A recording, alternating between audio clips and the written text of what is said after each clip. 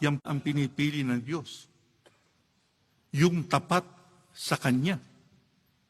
Kaya kung tayo ay sumasampalataya, na tayo ay pinili ng ating Panginoong Diyos sa gawain ito, may kinakailangan makita sa atin yung katapatan tulad ng nakita ng ating Panginoong Diyos kay David.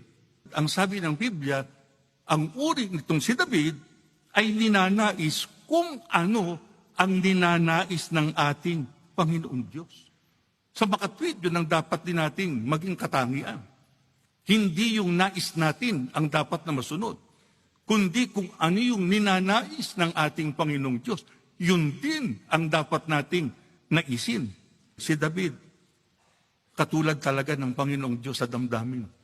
Katulad din siya ng ating Panginoong Kristo sa damdamin, sa pagmamahal sa iglesia.